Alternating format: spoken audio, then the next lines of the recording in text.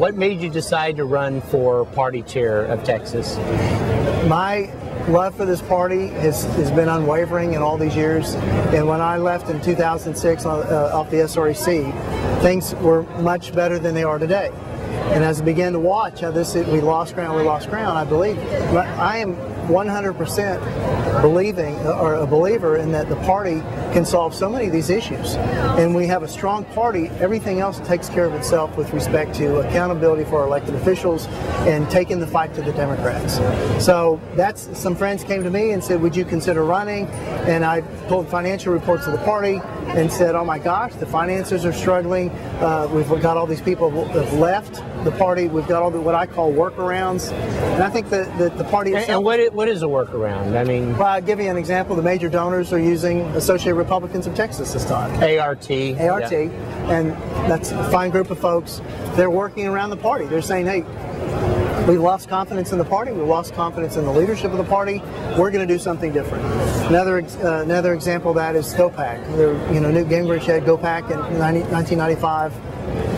There's a Texas chapter. I think we may be the only state chapter of GOPAC in the country. And the way that happened is the legislators, our Republican legislators, attempted to work with the party to recruit and said, my gosh, we've got to get our numbers up, because I'm sure for them it was a very painful experience being 76-74 in the last House. We remember the voter ID effort that was filibustered at the very end. It was chubbed by the Democrats. They got away with that because we didn't have a big enough majority. So they want to bring the majority up. And they found that it was untenable to try and work with the party. They went to GOPAC. They did the recruitment, one of the best recruiting seasons ever. But unfortunately, in this situation, it wasn't done through the party. It was done around the party because it felt like they couldn't work with the party. Yeah. That has all got to be brought back together again. Yeah. One of the more contentious issues, I think, that a lot of our bloggers are interested in revolves around whether or not candidates should be required, I guess, to endorse the platform, or whether or not they should have the latitude to deviate from the platform, or at least be required in some form or fashion to make a statement about whether they support the platform or not. How do you feel about that? I think the issue, I've seen these fights since 1996. The Rule 43 fights that have gone on every convention, and I think what we're trying to say, what delegates are trying to say, is we would like the Republicans that we elect to work with us to get the Republican values put into law. That's the name of the game. So what you see is, this pressure being applied to the elected officials, and them pushing back sometimes, saying it's more complicated than that. I mean, I guess I love our platform. It's very, very long, obviously. And when someone says, well, what's important to the platform, they say everything's important. Well, if everything's important, then nothing's important. What we need to have is a list of core principles that we can say, look, these are the very most important principles of this party. And if you're going to say you're a Republican as a legislator or an elected official, these need to be important to you too. But my focus has been that we build county parties, we make them so strong that my vision would be that no Republican can be elected, or every Republican that would be elected would say, if it hadn't been for the Republican Party, I could not have won my race.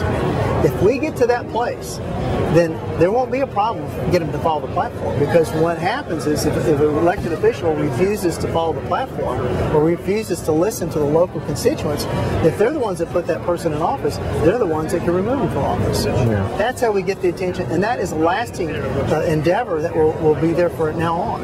Is it really what we want them to do, just to sign a statement, or do you want them to have a heart of a Republican, to say, yes, I am a Republican to the core, and I will fight for the Republican Party, I will fight for the Republican values. Yeah. Well, Tom, is there anything else that you want to tell the Republican bloggers of Texas before the vote occurs, which I think is on Saturday, for the new state party chairman?